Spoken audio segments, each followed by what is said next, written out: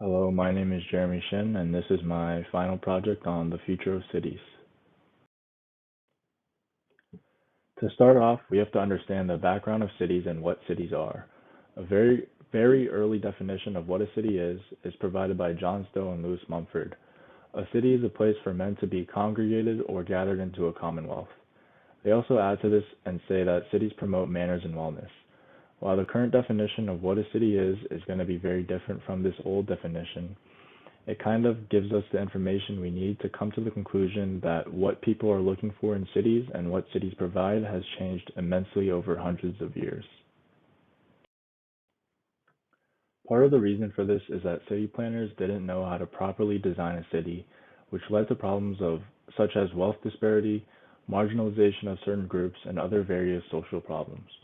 In addition to this, cities were mistaken as problems of simplicity and of disorganized complexity, which means that cities are problems with millions or billions of different variables that are not interrelated. Going against the norm, Jane Jacobs came out and said that cities are problems of organized complexity, where all the variables are interrelated, and to solve problems in cities, we must first understand that it is a problem of organized complexity, not disorganized complexity. While this way of thinking didn't really have an impact at first, I think later down the road, more and more cities started to understand this problem to solve the underlying problems within cities. That whole era was known as the pre-industrial period, where cities were agriculturally based and the only options to travel were by walking or horses. This meant that cities were not able to grow fast at all. After this stage came the industrial city, which started in the 1830s. This period introduced many new things that helped advance cities and allowed them to grow faster. During this period, urban spatial patterns underwent a significant change where cities dominated the bigger region. I believe later in the industrial period was when the idea of globalization started to take effect and change the world. Globalization has really changed the world we live in.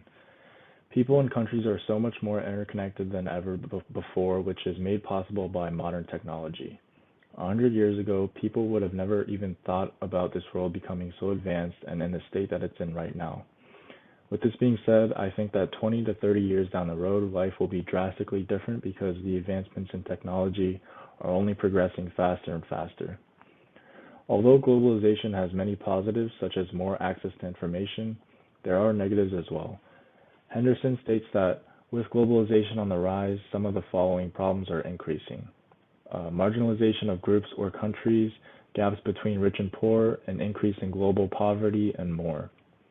This book was written in 1999, yet we can already see the advancement of some of the things he mentioned, and I think we really do need to take a step back and actually understand what we're doing globally. If globalization were headed in the right direction, cities would not be adopting an idea of slow cities, which are basically cities that are kept old-fashioned on purpose, are not as technologically advanced as others, and value culture a lot. We could see more and more cities adopt this idea of a slow city as a response to globalization, which is making places around the world very similar. In addition to those problems, another big problem that needs to be addressed is the environment and climate change. Mr. Khanna explains the importance of our actions and what we're doing to the environment.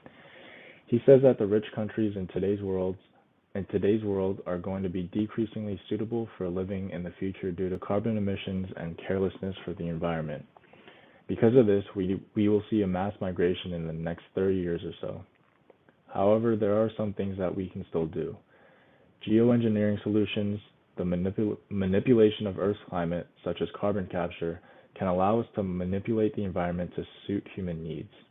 I believe that over time there will be a great focus on geoengineering solutions as the state of climate change worsens, which could potentially have a huge impact on climate change. By the year 2042, this is how I imagine life to be in a place like New York City. First off, cities like New York City will be much more populated.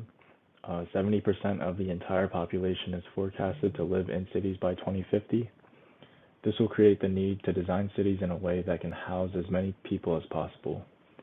Now, you could be asking yourself, won't traffic be even worse then? No, there will be a completely driverless city and where Autonomous vehicles take you wherever you need to go. Those who really want to have a car of their own to drive daily will not be in urban areas. Drones will deliver packages to people's homes.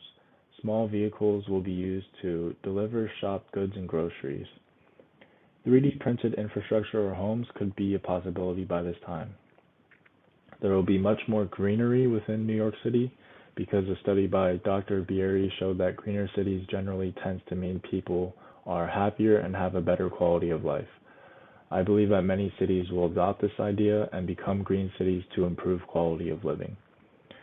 Something negative I can see happening is people will still maintain poor relationships in urban areas because, as stated by George Simmel, city life provides less meaningful and short interactions between people.